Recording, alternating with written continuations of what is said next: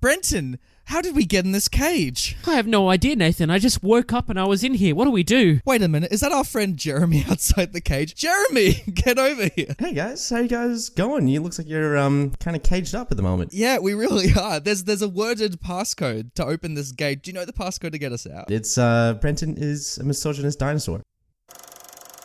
Now dig on this.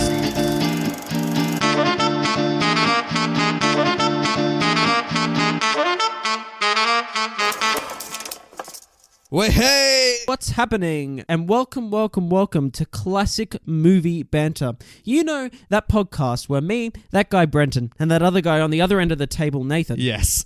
We talk about films that are 20 years or older, 20 years, and we tell you, our lovely listeners, if these films are still worth watching today or not. Like, if you were to throw the DVD case off a cliff and watch it sail down to the bottom and still for some reason the disc would not shatter and still just lie there, well and good, and not die. You're giving away all the cards here, Brenton. Save something for the listeners. But today's a special episode, Nathan, isn't it? It is so special. It's always special with you, Brenton, but frankly, I've had enough. So I've brought in a friend of us to spice things up as we re-entered the world of Bond, Brenton. It's Jeremy. How you going, dude? Hey guys, how you going? Not too bad. Pretty pleased to be here. Very excited. We haven't tied him up like we did with Mum. He's a little bit more loose, so he can spread his arms. It's great. Carol. That was a fun episode, though. That was a fun episode.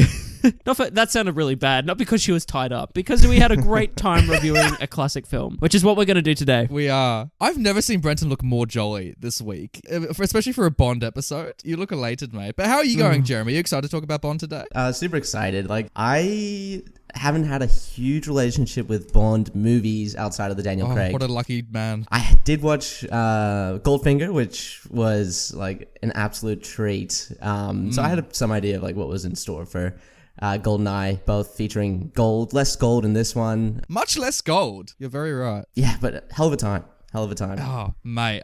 You sound excited. So since Jeremy's the guest, we're going to give him all responsibility for this show. So while Brendan and I sit back on our lounge. So, oi, dance for us, Jeremy. Yes. Jeremy, can you please pitch us GoldenEye? You know, that classic movie that was released in 1995, directed by... It was directed by Martin Campbell, who also directed... He directed...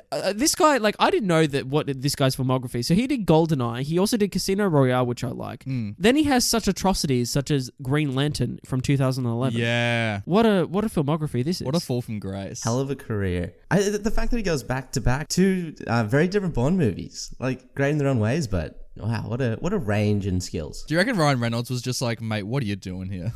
He's like, I'm so sorry. It'd be great if they made the Bond suit CGI. Just like Daniel Craig pulls the same pose as Ryan Reynolds does. And then boom, it's a Ralph Lauren suit. I wonder if Ryan Reynolds was expecting Green Lantern to be the next Bond franchise and was expecting several sequels. Absolutely. Didn't quite happen.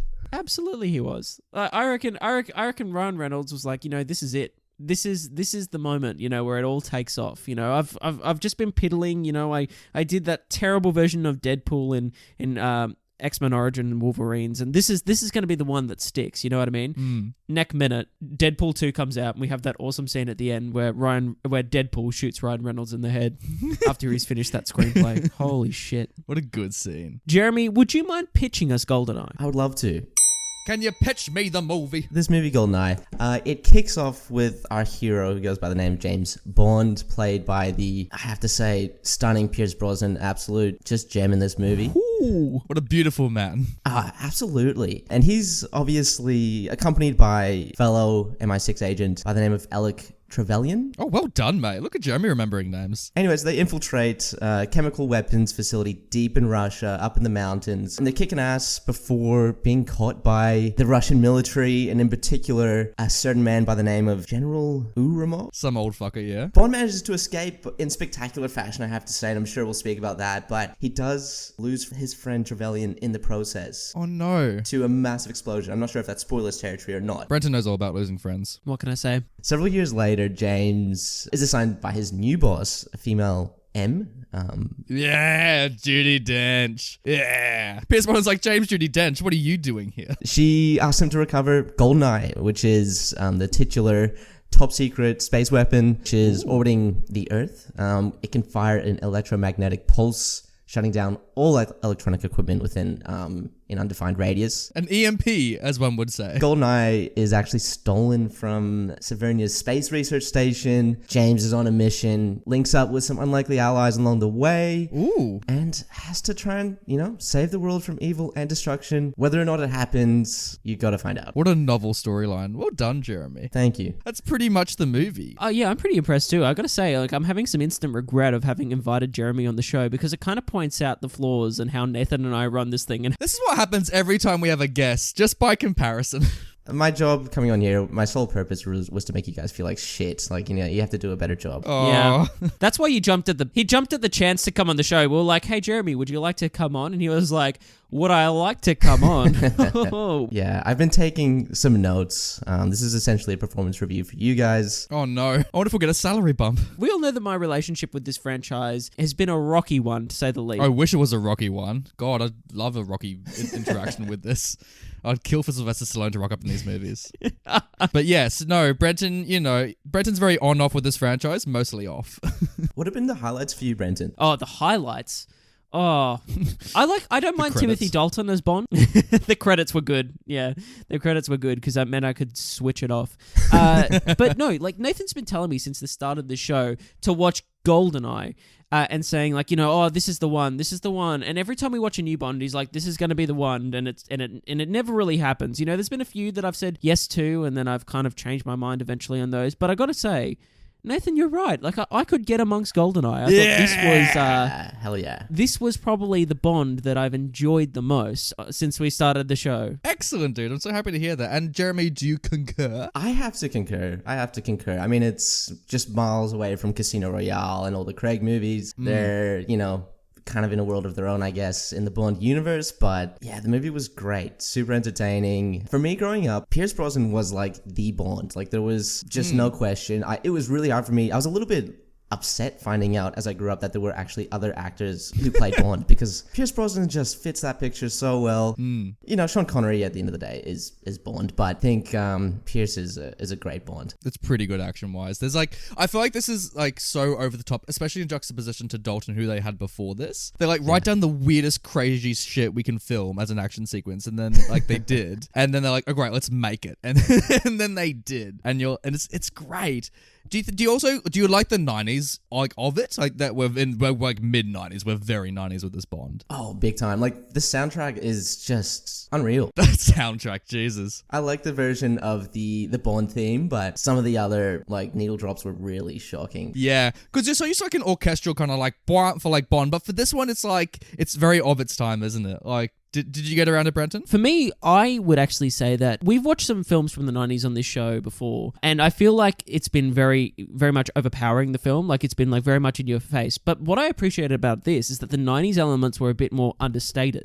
I think what's so great about the soundtrack for this one is that, it has some different takes on, these classic themes and, but it's all fitting to the scene. And I was very happy, for instance, in the opening, how understated the musical cues are in those moments. And it really fits the drama of what's going on. And yet, when it kicks in, it's still willing to have some fun. There's a chase sequence, for instance, in this that I just think is just entirely bonkers, but it's still grounded enough, and it still takes itself seriously enough that you can go along with the stakes of what's going on the whole time and be invested in the characters and like it. So I think for me, the whole issue with Bond is that I found it a bit dull and boring, and it's been a bit like Brenton. Yeah. That's what I mean. Maybe it's a psychological thing where I'm actually looking inward and I just don't like what I see. No, but what I like about this is that basically you have these amazing action sequences that all the films have that are just so grounded that these stunts are actually happening, and you can tell that the camera's just in there capturing these moments. Everything else around that is elevated so that you feel like you care for what's going on, you like the antagonists, you like some of the more colorful characters. Yeah, one of the better Bond's villains as well. Do you think this is one of the better ones you've seen? Oh, absolutely. Who I don't think we can spoil. No, I don't think we can, but I think what I appreciate about that character is that even though I know kind of where we're going and that character is going to say pop up, I appreciate it because I still find it entertaining. As Jeremy said, I find it entertaining enough and enthralling enough, not necessarily that I know that where kind of the film's going and where we're probably going to end up, but I'm still going along for the ride and having a great ride. And I feel as well a good strength of that is, especially for you and me, Brenton, this is the first Bond film we've had in a while where the women are genuinely interesting, in the sense that we have the arrival of Judi Dench as M, and we have Famke Jensen as On a top. What's her full name? It's something stupid. She says the full name, and then literally everyone just repeats on a top, on a top. Wait a minute. On a top. It's like that pussy galore moment. Sean Connery's like, I must be dreaming. Oh, exactly. Like, it's great. What did you think of those two? Like Judy and Jean Grey? Honestly, I don't think Judi Dench got enough screen time in this to start off with. I think she's fantastic, but like I think it's such a shame that she was just like wasted a bit in the sense of like she's there for the setup of what's going on, and then like she's not there as much. And I think they realized in the sequels to this that, you know, we got to make the most of Judi Dench being there, and they do in the sequel. She's got a lot to do. Yeah, like, but in saying that, like she has enough to do here, and the impact she has in the moment she has like is telling, and you can see why she became so influential in future Bonds. Yeah, I love as well. Like my favorite scene ever in a Bond movie is in this movie where she just calls out Pierce Brosnan like from the first meeting. She's like, "No, fuck you." It's like I'm a new M, but like do what you're told, or I will have you killed. Like it's great. Like she means business. Absolutely, and I think you're right. It's so fitting that it's her first Bond film, I guess. And like you said, the female characters are great. Like I think the love interest is a really strong actress. Yeah, she's great. She's really for good. the most part, yeah. And then On a Top is just like unreal and just she's literally unreal. Like bonkers. She is batshit crazy in this. There's a lot of character traits that really flesh her out. Let's say. Yeah, I do love that. She feels like she's in a different movie. You know what I mean?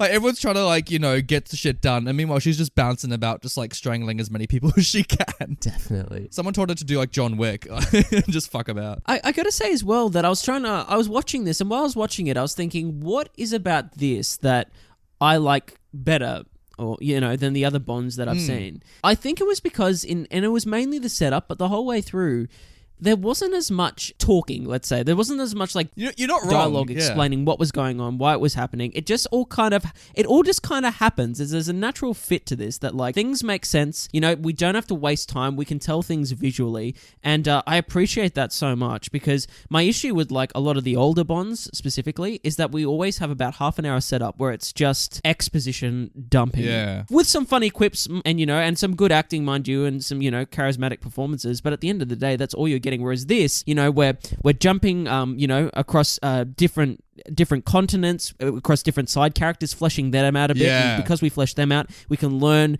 more about the scope of what's going on, so that by the time Bond comes into it, like we understand the ground level of what is happening and why it's important, as opposed to just being like, we're just going to talk at you for like 20 minutes so we can get to that action sequence that we love. So I think that's why I appreciate this so much, and why it's just so easy to watch, and it doesn't feel like such a chore. You're not wrong. This feels like, out of all of them, like the one of the most interesting side characters. Like, I want to see a whole Office spin-off with just Alan Cummings as Boris.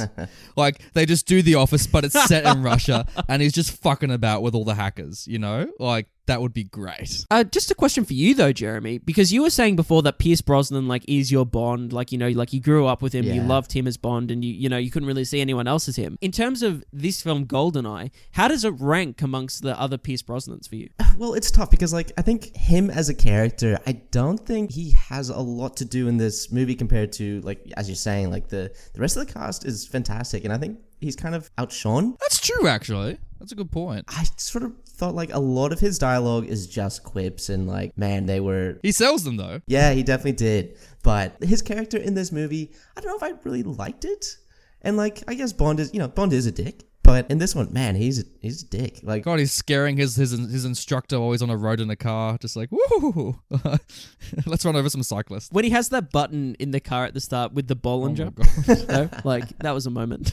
I'm like, good on you, Pierce Brosnan. Like, I was just like, that's what every Aston Martin needs, or BMW in this case. Did this movie at any point for you guys feel a little bit long? No. See, I think for me, maybe it did slightly because this is the 4th time I've seen it. So I think I'm now getting to that stage because I love it. But I think I'm just waiting for the good scenes to rock up because I know all the highlights. Like, but so the pacing's good. You're like, this is because it's like 2 hours or something. 2 and a bit, yeah. It felt to me like about an hour 50, to be honest. That's to the film's credit. I think the pacing's really on point because I think there's enough interest in the downtime that like keeps it Yeah. vibrant, you know. And it's that thing again, like the visuals are constantly telling you new things about what's going on, and you know, there's new locations all the time that are interesting, and that interesting things. And they also inform the story. They don't just go to an exotic place for the sake of going to an exotic place, which a lot of Bond films go to. Exactly. Like a lot of the Bond movies will be like, oh, let's choose this country and we'll put a story in it. Whereas this one, like, it dramatically informs it. Definitely. Also thematically, I think it's actually trying to say something for once, in the sense that like the Cold War just finished and this is the first one to come out afterwards. So they're like, oh no, let's talk about like the aftermath of like this huge empire like crumbling, and you got these rogue agents kind of operating in it. Would you still call this, even though like it felt a little long because you've seen it so many times, Nathan, would you still call this probably your favorite Bond? I mean, it's hard because I'm a sucker for Skyfall and Casino, but like, I don't know. I also do love Octopussy the more I think about it, despite what you think, Brenton. Oh, God. Because they're in India. It's great. He's in a crocodile at one point. But like, I don't know. I feel like this is definitely up there. Like, you know why as well? I think what does it for you as well, maybe, is that this is the first Bond they made that wasn't based on a story, where it's an original concept. They didn't adapt it from Ian Fleming's work. So they're like, oh, let's actually just remove the pretense of the novel, actually come up with what I think is probably the best movie for a Bond film, even though since then everyone's kind of copied it, even though it's a spoiler, so we can't really talk about it. But I think because of that, they go, let's go an original screenplay, so it feels the tightest. It's like there's no extra shit in here that they've thrown in. Sure. So because of that, I like it. And I feel like some of the latter Bonds, even with Brosnan and Craig, so kind of suffer because they're trying to expand the world when they don't really need to. So I like this one's very tight in that respect. Sure. Like, every scene is lean, despite being 2 hours and 10 minutes. I think a lot of that runtime probably comes from, like, them really taking the time to enjoy certain set pieces, which, like, I have no problem with. Like, there's a certain set piece in the second act that I'm just like keep me here, like, longer. Like, it's so good. Yeah. I feel like we're itching to spoil it. Do you want to maybe rate it? Yeah, the last thing I'll just say is that, like, in terms of, like, other films that, as you were saying, Nathan, take this premise later on, I think for me, like, to be honest, like, if I include, like, the Daniel Craig films and I include everything we've watched so far, I'd say that Casino's probably my favorite for what it does, but I'd say this is, like, you know, it's on par with it for me. Like, I like it. For me, I like it way better than Skyfall. You know what I mean? And that's saying something, because I like Skyfall. Yeah, so, you know, it'd probably be those two that are like prime Bonds in my opinion. That's just so exciting to hear, because normally, Brenton, you're so ready to give up Bond. You're like completely deflated. Does this reinvigorate your passion for the franchise once more? I can't say if it does, but I knew from, like, let's say, I knew from about 30 seconds to a minute in that, like, I was in. I was like, yep, this is... You know, you just knew, like, the way that the filmmaking was happening, the way that the camera was informing what was going on. I was just in, like, you know. So, like, it didn't even feel necessarily like something that was like, it felt like something that was in the Bond franchise. Don't get me wrong, but there was enough in it that kept it vibrant that it still feels like its own thing. The film has its own identity as opposed to just like hitting the tropes of like what they're meant to hit. You know what I mean? I think you can spoil the opening shot. I think we can say what that is, right? Like, because the film opens with a bungee. Yes, we can say that. Yeah, which is funny because that set a world record at the time for Really? the longest bungee jump. When I was looking up some fun facts, it's 220 meters he fell. Wow, that's very impressive. I wonder if when they were filming that, they were like, obviously the film crew's there, you know, the stunt guys doing the jump, and then like the Guinness World Book of Records representative is just like there alongside, just being like, all right, guys. That's so true. Like Pierce like arrives at the bottom of like the dam, and there's like a guy with like the cover of like the Guinness book like scribbling in it. That's how they record they just get the 1995 edition, get the cover, and then they take notes within the book, and then they literally just print that. It's just on a messy handwriting. Yeah, totally. And then that's what's sent out. Yeah. They what else as well? They had to stop production so they could take like a little like photo and like quickly print it out. It was like a vinyl, like, you know, like a vinyl shot, and they just like, you know, shook it out and they just like pasted it in. They'll like photocopy that and send it worldwide. Let's go. It's so funny because if we did find a copy of the 95 Book of Records, this would be in there. So, like, this is in there somewhere. I want to know what this thing looks like. Yeah. Well, you tell us, listeners. You let us know. Tweet at us, you know. Let us know. If you can find that, please send it through. A shout out to Wayne Michaels, who's the name of the actual stuntman who did it. So, well done, mate. yeah, we can't give Pierce all the credit. Good on you, Wayne Michaels. Good on you, Wayne. So, what are you boys rating it? You're fond of me lobster, ain't you? I think it speaks for itself what my comments have said. I'm giving it, you know, thumbs up. I think I think this is one of the best Bonds there is. Solid thumbs up. I think you need to be half asleep to not enjoy this movie. Like it's great. Like it's very entertaining.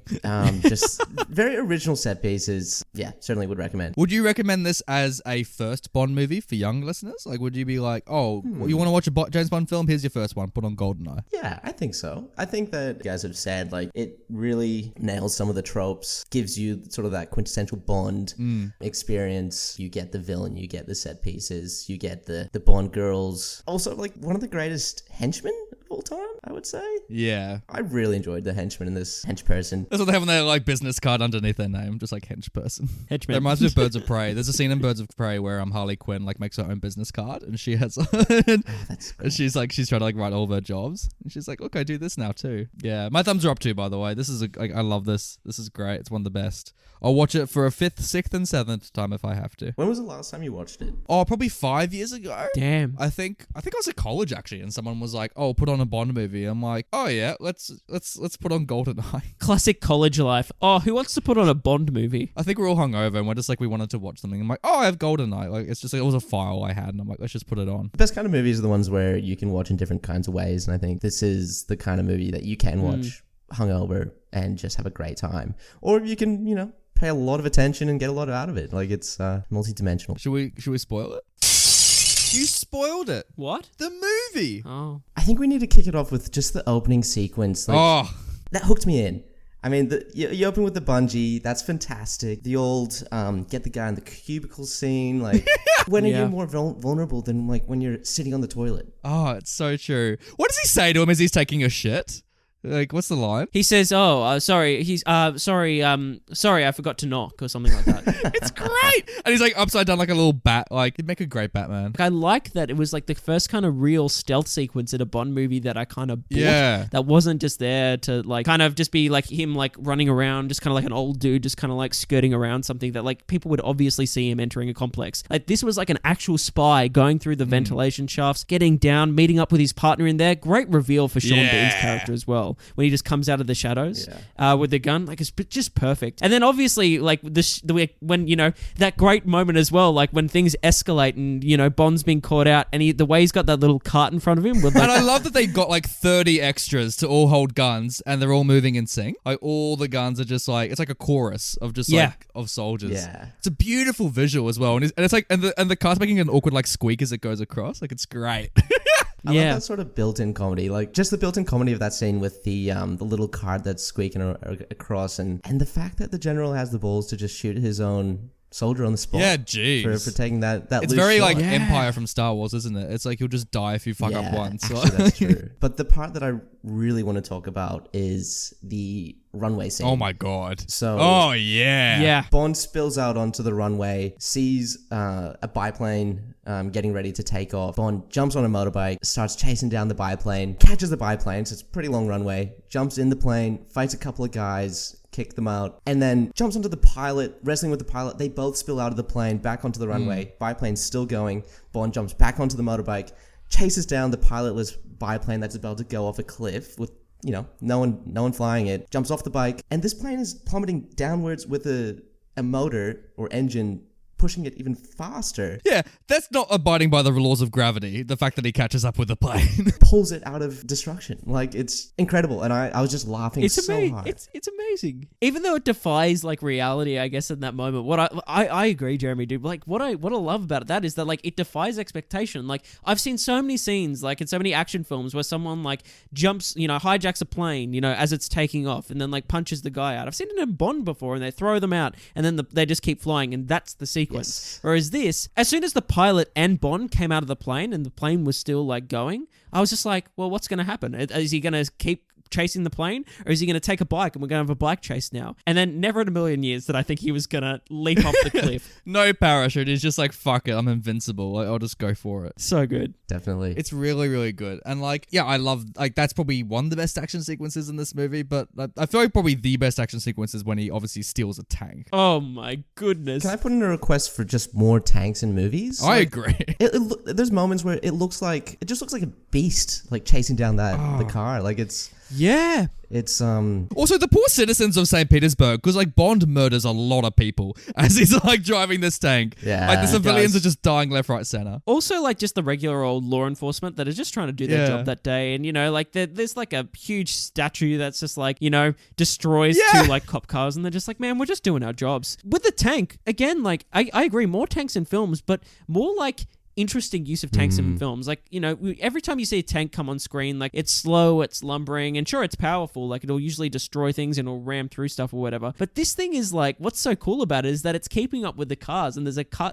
It's such a cool chase sequence to have a car going full pelt and then a tank keeping up and managing to like drift around corners and shit and like ram through buildings and take shortcuts and whatnot. Like, it's just ingenious the way it happens. And then again, the way it escalates to the fact that it's like train versus tank.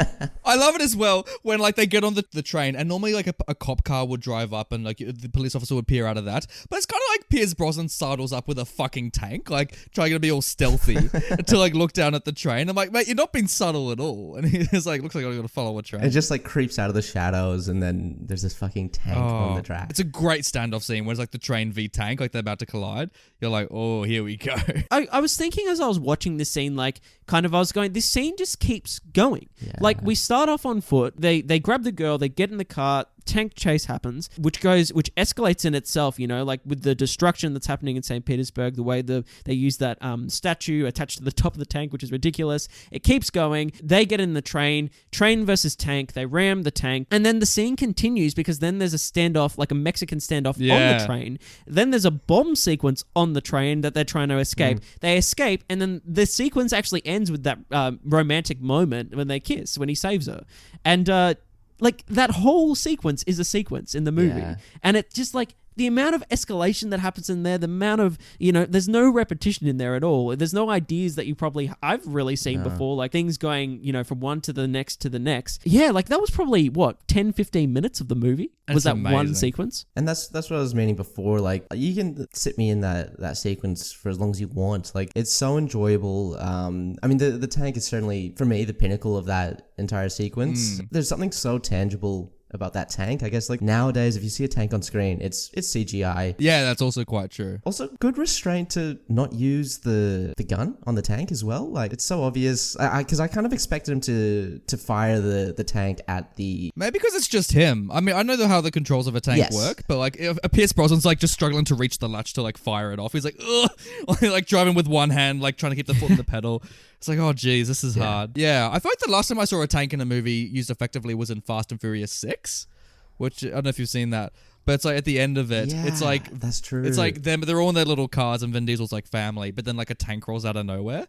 And like everyone's like, oh fuck, it's a tank. And it's got that same kind of weight. And Paul Walker's like, oh, I'll run away from this. And like they're all shooting off bridges. Yeah. It's just that same kind of destruction. Hell yeah. More tanks. More tanks. I love how this movie has like these insane action sequences, but then it has like such good downtime as well. Like, I'm not upset when we leave an action scene to like have like, you know, chats and dialogue, because it's already interesting as well. Absolutely. Yeah. I mean, some of the love sequences following the whole tank fiasco those sequences are pretty enjoyable. I mean, there were moments where I was like, I don't know if I buy these two being in love instantly, but I guess that's just Bond. You know, he has that effect on people. I feel like it's more. I've actually, out of all the romances that I tried to not believe, I feel like On Top was the least believable, because like when she first meet Bond, she's like chasing him like on like the streets of Paris or France or whatever it is, and they're about to run over the cyclists. She's probably the most forward woman that's ever come onto Bond, and even Pierce Brosnan's like, I'm not touching that. He's like, even she's a little bit too cuckoo for me.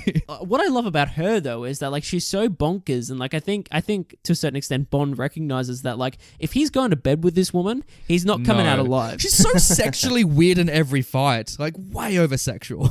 The way that she takes out that room full of like civilians, like when they first test GoldenEye, and you know they just go, here's the key or whatever, like you know here's everything you need, and they go, good, you know, execute, and she just like, you know, machine guns, AK-47s, like the room, and then the way that she's like making sexual noises as she does it, and then she finishes it and like kind of goes, oh, I was just like, whoa, she's bonkers, man, like that's insane. But I kind of like it. It's also great that she's not with Sean Bean as well. Like, they don't just pair them up as like this evil couple. Like, she's just there to be cuckoo. And even Sean Bean's like, I'll let you do you. Absolutely. She is just an absolute loose cannon. Like, I think I really enjoyed that. I mean, I felt very uncomfortable watching her be that sexualized in all of her scenes, but I think that's the point. Like, she's I agree, not the apple of anyone's eye, because she's just fucking nuts. No. And I think she's extremely unsettling. Did you like her death scene? Oh, dude. Like, that was unreal. Jesus, like, also, like, her body is stopping a helicopter from moving. Like, would that actually happen? Well, I think that's why she dies. Like, I mean, like, in that moment, what my favorite moment in that sequence is when she's got Bond pinned down, and you see like the classic, person in the background, the Bond girl gets up from behind and swings, I think, a gun at her head, and she stops it and then like says like, "Wait your turn" or something, and then like gives her like a weird sexualized noise, and then pushes her to the ground again. But I love her execution method is by like squeezing her thighs, Yes. and there's some great moments in the scene when there's like some one-on-one fights happening, and it's like you're not sure if it's a sex scene or a fight between Bond and her, and there'll be moments like in the bathhouse where like Pierce is like having his like insides you presume like being squished together, and he's just like screaming in pain. And like honestly, those scenes nearly steal the movie because they're kind of hilarious in a way that she's just like squeezing her legs together, and Pierce Brosnan pulling this like pained expression, and screaming in agony, and you're just like, this is ridiculous. But it's kind of awesome at the same time in a strange way. What did you? So you got her, like she's like the main Russian villain, but then you've also got Alan Cummings with his own kind of storyline, which is kind of a rare thing to get in a... I am invincible. But like, don't you just love it when he's like just hacking at the start and he's like using all these like sexy words for like passwords? Like he's a fun time, isn't he? Absolutely. It is such a good gag when the Bond girl is, I don't know her name, trying to hack towards the end of the film, and she's going through like just every possible way you could say like ass or butt. Yeah. And they're all incorrect, and then the fact that it was just chair, was that the password? Yeah, when he's like, oh, you can sit on it, but you can't take it with you. It's like, yeah, because my mind immediately went to penis because that's the 5 letters, and I think that's what the film connotes. that's what I mean. It's such good setup because it makes you think that, because then you're pondering that for like the next 20 minutes until like it's revealed. Like you're like, what is that? And then you see like the 5 letters, and you're like, I thought the same, Nathan. I was like penis, and I was like, oh, do they want me just to think that? And then the fact that it's chair is just like hilarious, and I love that Bond's just like, it's chair. Like what the fuck are you on about? And I also love as well because normally in 90s movies with hacking, you get some like stupid weird animatic of like what they think hacking looks like, but this movie kind of doesn't do that as much. There's still a little bit of bullshit with it where like you get like a gif of him going ha ha ha or whatever, but like it's still nice. It's still like straightforward hacking. But my favorite thing with Alan Cummings while he hacks is when he's like shaking the computer at the end, when he's like when like he gets punched by like the chick, and he's like shaking the computer trying to like get it to work. It's great. And the one-hand hack as well. yeah. Oh, that pissed me off. In what sense did it piss you off? Have you ever had co-workers who just like spin shit like next to you? I just can't. Like when he was like spinning that pen, that was triggering me. Oh, I see what you mean. Oh, that fidgeting, I'm like, no, fuck off. It's like, don't sit next to me. Because they hang on that for a long time as well. Yeah, because that pen is set up as well, like within that Q scene, like, and you're like, oh, well, that pen's going to get him out of, a situation at some point. But like the way that like it incorporates that again into like something that a character's tick or something that like, it doesn't make it as like, obviously it's convenient, but it doesn't make it as convenient as it could have been or lazy as it could have been. Like I like that it was, thought through and like it was established that he had that tick and then it was utilized. But the other thing I want to say about Alan Cumming, what's good about him is that like for the most part, the villain, who we can say now is Sean Bean, I like how he's kind of grounded and he's not as hammy as some of the other Bond villains in the past. But to counteract that, they make his 2 sidekicks as like the hammiest characters like you could ever imagine, especially Alan Cumming. Like I like that she is like kind of, like you said, she's not the apple of anyone's eye, like she's really in herself like sexually, and she uses that to as a strength. And so there's kind of a lot of empowerment in that. But like Alan Cumming is just used as this kind of hammy, cheesy villain, and like of course they cast Alan He's Cumming. so good. Like he's just in there He's like always going good. to town. And so it's good for a laugh, but it's also good for a bit of levity, I think, during the movie. What do you think of his death scene? Oh, I am invincible. And just immediate stalactites. Like just beautiful. It's amazing. I loved it. And like I remember like when I was a kid, that meme going around of I'm invincible. Like even like before I even saw GoldenEye, I'm like, oh, this is what the meme's from. It was like because it's from the 90s. It was one like the first memes. Like you'd send on like an email like back in the day. Like if you do something well. Yeah, like, oh, yeah. bless you, Alan Cummings. I reckon he's just like sitting around with his kids by the fireplace, and Alan Cummings is like, I was one of the first memes. Like that's his like claim to fame. Yeah, not the Tony Award. Has he done much else besides X-Men? Yeah, man, and like his best role is easily Floop in like the Spy Kids films. Thank you. Floop and My Spy God, Kids. Yes. So I had a few comments about Alan actually, in the sense of like obviously he's a really prolific stage actor, and like, you know, he's been on a bunch of TV shows. I can't remember the crime drama he's on that he's like been nominated. What's his actual accent as well? Isn't he like Irish or something? Yeah, I think he's from Dublin or something like that. Like he's got an Irish accent, thick accent, yeah. But what's funny about him is that I reckon, because this was 95, I reckon, like, you know, when Spy Kids was in development, they must have seen GoldenEye and they must have gone, we need a villain for a spy film that's kind of maybe sympathetic and maybe just like a more of a side character than like the real villain who will be revealed. And like they must have watched this film and just been like, we need him. We need him now. You know, kids film spy villain, like hell yeah. I want to see him in more things. Like I was kind of waiting for him to teleport like Nightcrawler, but sadly he didn't. Because he's with like Jean Grey at one point. I'm like, oh, you two gonna leave and join the X-Men, but sadly they don't in this movie. You know, I had never actually clocked that he was Nightcrawler. Oh, really? Yeah, no, I only clocked, I can't remember what I was watching, but it was like earlier this year that I was like, wait what? a minute. That's Alan Cummings? Like, it just never crossed my mind. Mate, that scene in at X2 all. where he almost kills the president is like one of the best scenes ever. Yeah, it's up there, man. But speaking of GoldenEye, I tell you what, that's one of the things I wanted to say in the non-spoiler section that I can say now. I think this has one of the best premises for a Bond movie in the sense of like a 00 agent going rogue. I'm like, why haven't they done this before? Yeah. It feels like the most obvious premise, but like, and it makes sense as well. Yeah, absolutely. I'm trying to think if that's happened in the Craig movies. Well, at that's the all, but thing. maybe- Skyfall steals a fuck ton from this because like It has. Javier Bardem is essentially kind of what Sean Bean is. Oh, yeah. Where he's like, oh, I was M's favorite, and then Daniel Craig's like, ooh. And it's totally like an act of vengeance, you know, Yeah. like a personal vendetta. And like Skyfall, it's a bit more personal in regards to like to an individual, whereas like this is like there's a whole lot going on. Not only is it like because he was a double agent, but it actually goes into like his ancestry Yeah. or whatever, and like, you know, how like because this film takes place after like the, you know, it's like 10 years later, I think, that because we see that initial scene is like 10 years in the past, and then we jump forward, you know. So it's really interesting. Like his character was interesting, and it was good that they got obviously like from the start when Sean Bean like supposedly dies, you're like, it's Sean Bean. What had Sean Bean done like leading up to GoldenEye? Shall we do a quick segment where Brenton does a bit of Googling? Because obviously he's great in Game of Thrones and Lord of the Rings, obviously. Like, Yeah. but that all came after. He's died in a bunch of stuff. That's what he's known for. Wait, he's in Troy. Yeah, he's Odysseus. God, I need to rewatch Troy. I know Troy has some naysayers, but I fucking love that movie. Really? I do too, man. Oh man, I love that movie. Yeah, Eric Bana as well, and you dude, got- Eric Bana was in that as well. Yeah, it's a really good cast. Everyone was in that. Like Brendan Gleeson's in there, I think, as well. Definitely. Who's the love interest in that one? Rose Byrne? Yeah, Rose Byrne is that's Brad Pitt's right. love interest in that. She's like the niece or something of King of Troy. But going back to Sean Bean, so he was in Patriot Games.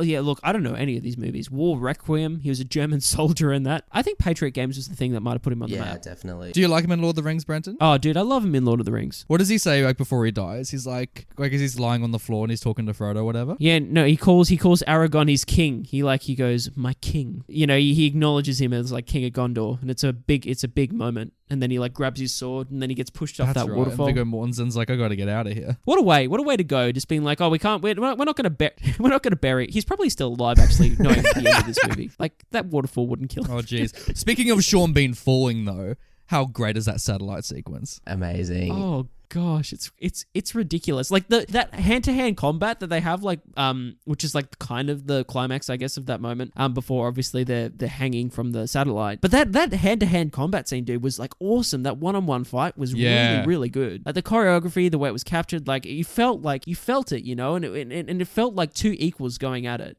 You know, like it was the first time in a Bond movie again that I've seen like someone take him on like in combat and actually like be a genuine threat. Do you know what it reminds me of actually? Yeah. Them fighting at that height on the satellite reminds me of Atlantis, the Lost Empire. When at the end, Milo and the villain are on that hot air balloon thingy and they're like fighting above it and they're like dangling onto the chains. For some reason, it gave me a throwback to that. I was pretty impressed by the fight sequence at the end, because I was really unsure what to expect after. There's a scene where Bond he's captured by Onatop, and he's in the back of the car, and then says some quip, and then karate chops her on the shoulder, and just like, you know, the old classic knockout. Oh yeah, the one-hit knockout that every movie uses. Which I loved, but also I was like, oh god, where are we gonna go with the fight sequence? But it was pretty impressive. It was pretty good. Did you buy that Sean Bean would have survived that fall? I wanted him to explode. I wanted guts. Like, Yeah. Yeah, that's what I thought was happening. I was like, oh my God, we're going to go there. And he just has a little blood nose. Like, he has like a little... He's like, I'm not dead yet. But I do love that a fiery ball of satellite is the thing that does kill him as it crashes down. yeah. And it does like a Mad Max zoom onto like Sean Bean's face as like the thing crashes down. Yeah, I'm kind of with Jeremy though. Like I was expecting a solid splat, Yeah. you know, like when he went off, I was like, because no one's going to survive that fall, No. you know, ever. And the fact that he's just like lying there on his back, he's just like, well, that was, you know, just give me a few minutes and I'll be back up, you know. Oh no, if it wasn't for that fiery ball of a satellite. Oh. Exactly. He'd be still going at it. That's a good death scene Yeah. though. It's fun. The green screen's pretty ordinary or obvious, I guess, during that scene, but I have seen that image of Sean Bean falling, like from Bond's perspective, so many times, and I'm not sure where I've You're seen waiting it. for like a shooting stars meme to come out of nowhere. Just Yeah, it's imprinted into my brain. Speaking of the satellite, can we talk about how shitty that CGI is every time we're in space? Yeah, that's the most 90s thing about this movie, and it's probably the thing I could the thing that's like the most easiest to criticize. I think like the most easy, to criticize in this film is like probably that CGI, and like that is the only thing I'd say in this film that really shows its age. Apart from that, like it holds up, but yeah, it does stick out like a sore thumb. Like, especially because considering how powerful the GoldenEye is, every time you see it shoot down a laser, which is ridiculous in the first place, and like blows up a thing, you're like, it's just, it doesn't feel threatening until we actually see the blast of it, you know? It's like it's like their version of the Death Yeah. Star, and you're like, at least like, you know, I don't know why they didn't even just like do like a model prop or something like that. It just looks so Yeah, animated. miniatures are so effective that I think I was surprised as well that they went with the old CGI because it was a piece of work. The fashion as well is actually not very, it's pretty timeless, I'd say. Maybe 90s has sort of come back around into fashion, but it, you know, sometimes when you go back, like the fashion is glaringly obvious that it's of its time, but even Alan Cummings' outfit, like, he's looking pretty 2020. Like, he's looking good. He's always looking 2020. Bond's just classic suits. The only thing about Alan Cummings is probably probably the choice of spectacles. Oh my I think is goodness. interesting. I've never actually met someone that genuinely wears spectacles. Brenton, you're not meeting enough people, mate. You need to go outdoors more. But like perfectly round spectacles. I just haven't met these people. Like Yeah. everyone's got glasses, you know, and variations on glasses, and maybe like half rim spectacles. But like I've never seen someone with the full, you know. Those Are you going to full buy them now, spheres. Brenton, to see if you can pull them off? Yeah, I think I will. Like I don't need them, but I think I'll just pop out the panes. Would you ever wear them, Jeremy? To be honest, I'm putting it in order for the specs from Batista in Blade Runner 2049. Oh. How good are those things? Those are like, good glasses. you know how they're just tiny and really narrow on his face? Absolutely. The way he just like suavely like pulls those off in that scene as well, and he tucks them away. I'm just like, damn. I love big men in small glasses. It's always a fun visual. Yeah, big time. That's when you know they're serious. You mentioned this before the show, Jeremy, and it's a good point. How does this compare to like the Mission movies, the Austin Power movies? Like, how does this speak to them in your opinion? I think it's a lot more. I mean, if we're comparing it to Mission Impossible, I guess Mission Impossible 1 is probably the time-wise the closest. There's so much more plot in Mission Impossible, I think. And while it's a good movie, great movie, I think that this is just much more to the point, certified good time. Like, its job is to entertain you. That's true. Yeah. Mission Impossible is probably dealing with a few more ideas. It's certainly slower. It's always good to see Bond in a spy outfit as well. Like him actually really, you know, suit and tie, looking good, but to get down and dirty in a head-to-toe sort of military outfit, I think it's important. And to me, like, that's where spy movies should be. Like, Do you think Austin Powers steals a lot from this? oh boy. So I have to confess that I actually grew up watching Austin Powers way more than watching any Bond movies. Because So they're great. Don't worry, I was the same, man. for whatever reason, Mum and Dad thought, like, you know, it was appropriate for me to be watching Austin Powers when I was like 7, 8 years old. Wow. Yes. I just don't know why, but like they had a lot of restrictions. Couldn't watch Dragon Ball Z, but Austin Powers go for it.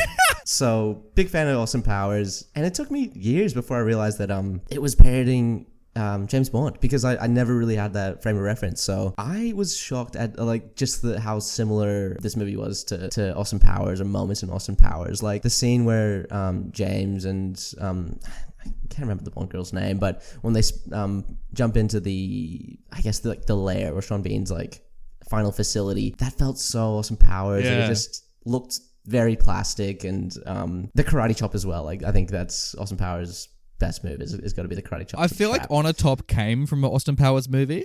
Absolutely. Like, if anything, like, she'd fit right in. Yeah. You could just see Mike Myers being like groovy as she's like strangling him. Like, Actually, that's very true. Out of all the characters, she would be the most interchangeable between the two films. Like, I don't think there's too many other people that are playing for both teams except for her. I'd love to see Austin Powers meet Judi Dench as M. I think that'd be a fun combo.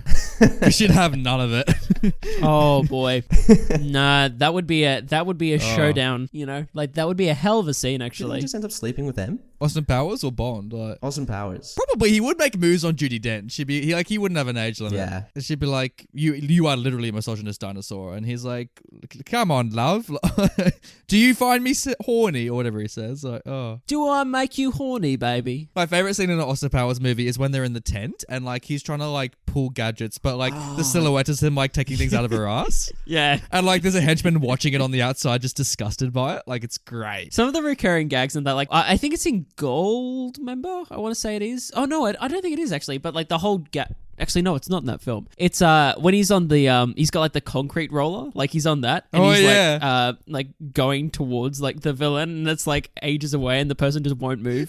But also like when he's going through the facility on like his little buggy, like his little golf buggy, and he gets in the hallway, and he drops someone off, and he's trying to do like the 3-point turn, but like in the hallway, and it's just like not happening. It just keeps going back to him. It's so good. For me, that's just one of the best bits of all time. Like, I love that scene with all my heart. It's amazing. And the way he like looks over his shoulder when he's reversing each time is just priceless. It's so funny. So good. Do you want to see Mike Myers do a fourth one? Yeah. Oh yeah, please bring him back, like old and fat. Like that would just be unreal. That would be funny. Yeah, I think like an aged Austin Powers. I feel like there's a lot of comedy there too, like because you could kind of base it off like Skyfall and like have an agent that's kind of aging or whatever, and is like, you know, he's trying to come back to it and like come back to his prime or whatever, but it's Austin Powers. You could have Michael Caine come back as his dad again. I have a scene of him going through all like the competency tests, and he's just like fucking failing every single time. And like one of his tests is if he can like get his like dick up or something, but it's just like too old. Like it's just him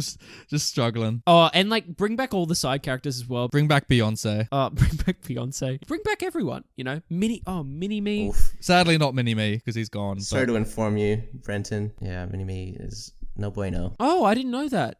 Oh. I feel awful. Actually, no, Brenton. I told you this on the podcast. I have a little recorded reaction of you acting this when like he actually passed. Yeah, this is like when we first started the show. News of this broke. I think we were doing our first Bond review, and like Mini Me had died, and you're like, oh no, how embarrassing. There we go. We can see the death meant a lot for Brenton listeners. thanks for calling me out. All of our listeners as well. We're just going, for fuck's sake, like this guy. You can't even remember what he says. Jeez. Special segments. Special segment. Ooh, so special. So, I want to pose this question to you first, Jeremy. Which two characters do you think should have kissed in this movie? Sean Bean and James Bond has got to be the obvious one. Like, they got a bit of romance going on in the first scene, and you know, I think some lip action would have been lovely. But I think there was some tension there. I think I felt something between the two of them. Yeah, I think it could have happened as well. Like in the climax, like they're both hanging off that satellite dish, and then like he's hanging by the boot. You know, Sean Bean's just like, you know, oh, for England, and he's like, no, for me, and he just smooches him, and then let's go. Sean Bean's like, oh my. And he's just falling down. He's just like fanning himself like, woo! As he's just crushed. Like, that'd be great. Yeah, I don't have any other options. I think that's the one for me. Like, to be honest, we haven't talked about him yet, but I did want to see Robbie Coltrane, you know, old Hagrid, get a bit of a smooch. Because, like, you know, he's running that cast, and I kind of want to, you know, pierce Celine in for a little bit and give him a little peck. would have been nice. that would have elevated that moment. Saving himself for Madame Maxine, so it's okay. He's a one-woman man. It'd be great. Robbie Coltrane rocks up with like his little flower that he wears on the date.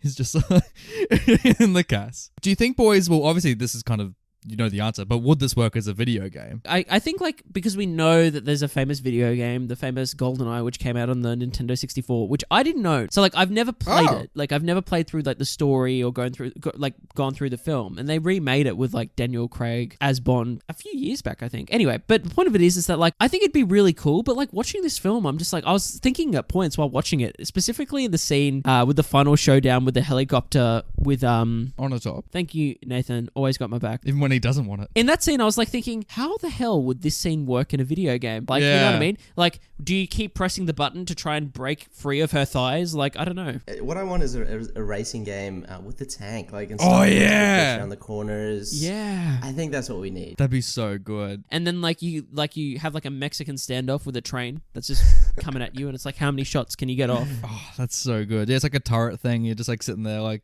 shooting at it. Oh, that'd be so good. I think the scene I'd love to play through, like in a game, would actually be the opening scene, like infiltrating that base and then like going through the vents, going down, the guy on the loo and taking him out, and then Yeah, sort of like a first-person shooter, almost like the Nintendo 64 game. Yeah, do you want old graphics or now graphics, like when you do it? I think you need old graphics. hey, like I said, Nathan, like the best thing about that GoldenEye game is that like the multiplayer. And we said this in our Goldfinger episode, is that the fact that like Odd Job and like all the characters are like playable characters that you can like throw his hat in the game and whatnot. It's just, I'd always play as Odd Job with his boulder hat and throw it at people. It was great. It was like an instant kill. I'd want to too play when as you get Sean people. Bean, but I'd want to like mod it so like it'd have like Ned Stark's sword. So like people just like shooting bullets and he's just like swinging like the Game of Thrones thing around. Like it'd be great. I'm down for that. You got to give me on a top, I reckon. It's just you got to get up at close, personal, creep some players out. That'd be great. You just like sneak around and then you just take them out with your thighs. Oh, just start jeez. Yeah, squeezing. they'll probably hear you coming. Yeah. What steals this movie?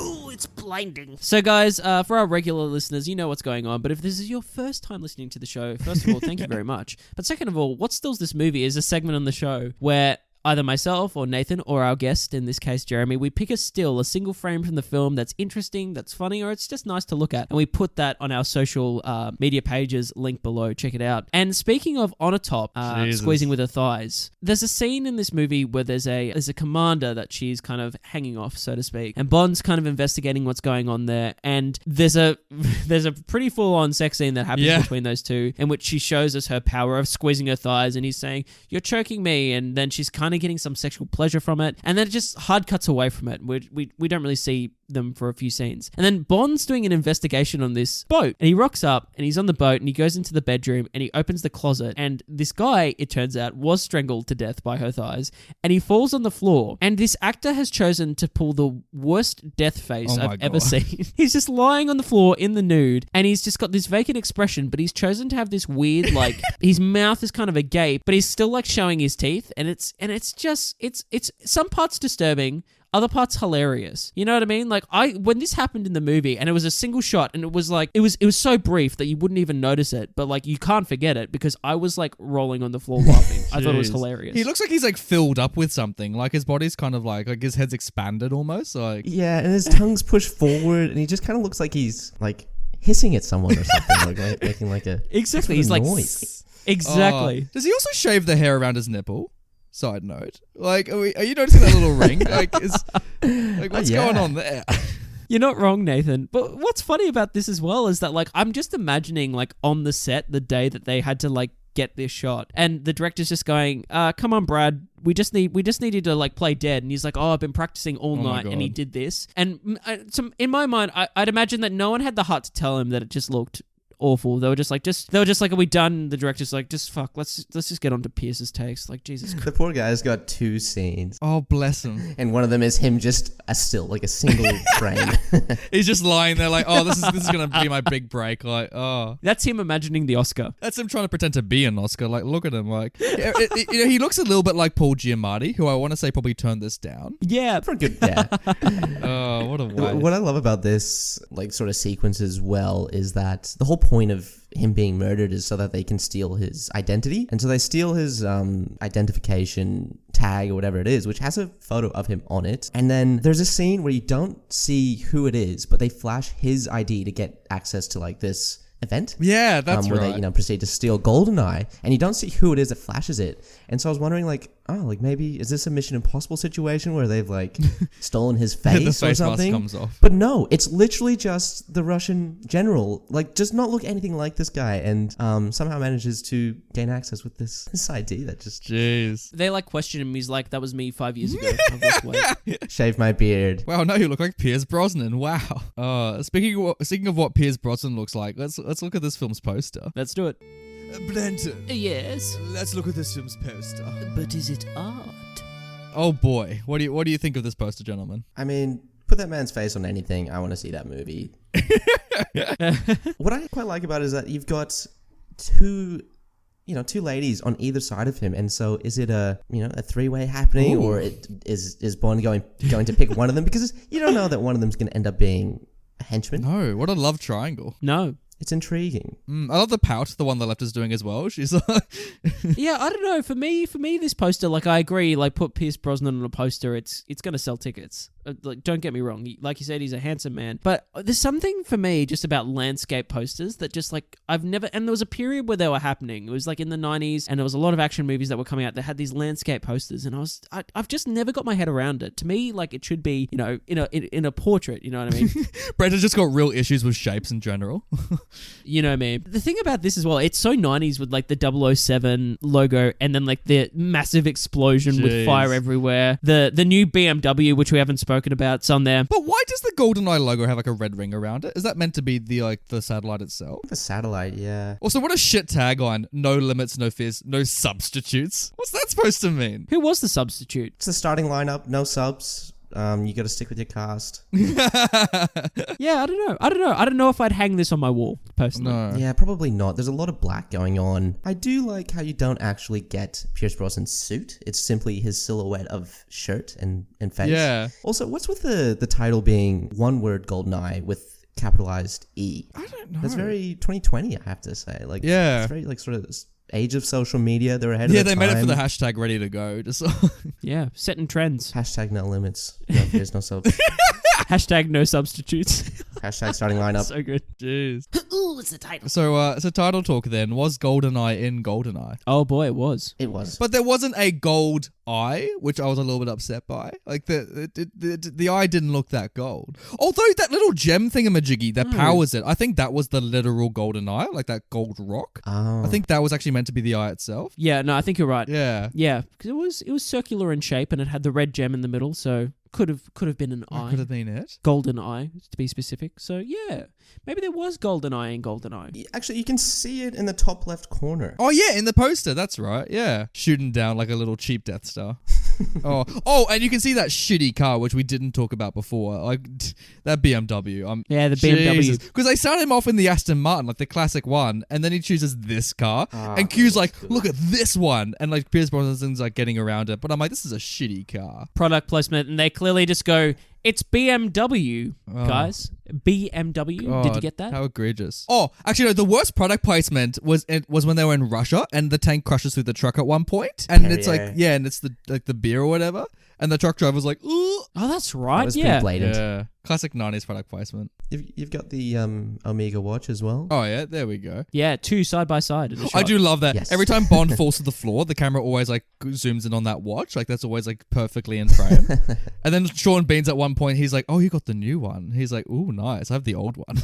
If anybody wants to play Bond, those BMWs are actually going for like $5,000 or $6,000 right now. Oh, wow. Jeremy's like, I've already got 3 myself. Yeah, they're actually really cheap. Would you want one? Are you a big fan of BMW? Actually, when I was a kid, I loved BMWs, Oh. and as I've sort of grown up, they've really fallen off. At least I don't like them. Yeah. Yeah, I was the same actually. Like, my dad was a fan of BMWs, and so when I was growing up, I like BMW Beamers and whatnot. But yeah, as I've aged, as I've matured, I've grown up, so to speak, and I've realized that it's probably not where it's at. You know, if I'm gonna spend my hard-earned cash, spill it on a nice car, I don't know if I'd get a Beamer. No, I'd be steering clear, if you will. Oh, there we go. He's back on board, ladies and gentlemen. Hey. Let's pass it to the people. Pass it here. What? The power to the people. Guys, GoldenEye actually has a critical consensus of 78% on the tomato meter with an audience rating of 83%. Now, that's really good, but it's lower than what I was This expecting. thing's beloved, but like, I mean, it's good, but you know, Yeah. pretty high numbers. Look at the money it made though. Like this film had bank. Yeah, that's 350 mil. big No, numbers. it goes all right. It's pretty good. I mean, you add on top though the check from Perrier, BMW, Omega. I mean, that's a lot of money. Oh, yeah. Biz Brosnan's just Yeah. rolling in it. He's like, hey. So is Doug Thomas. He liked the movie. He gave it 3.5 out of 4, and he wrote, Brosnan's right there, born to play the part. Perhaps by design, he captures a bit from each predecessor. The panache of Sean Connery, the humor of Roger Moore, and the serious good of Timothy Dalton. What What do you think of that? Preach. He kind of is. He kind of fits like the mold. He's definitely stealing from everyone. He's a summation of like all these greats from the past, you know. And this review is pretty spot on. Do you love that they left out George Lazenby in that assessment? I do love that. I will add that I don't know if he does necessarily each of these elements better than those respective Bonds. What would be his own thing if you were to add to that? I don't know if he brings much to the role. I think he kind of does a good job of portraying like your typical Bond, but For some reason, for me, he feels like the most suave, like the most like posh, maybe out of all of them. I was gonna say he's got a good smolder. Like he's got that element of like maybe it's a swap. Yeah, maybe it's suave, but I'd argue that, I don't know, I'd argue that Connery's probably got that now. You know what I mean? Dragon Antelove from Rec Arts Movies Reviews says, if we apply high standards we expect from classic Bond films, GoldenEye is a failure, negative score. 4 out of 10. Yeah, like, I don't know. Like, again, this is coming from someone that doesn't necessarily view this franchise with as much maybe nostalgia Or praise in general. giddy love as a lot of people seem to, you know. But I just don't see that. I look at like the films from the past and I think this one holds up. I think it adds something new whilst respecting what those movies did. I'm in the same boat,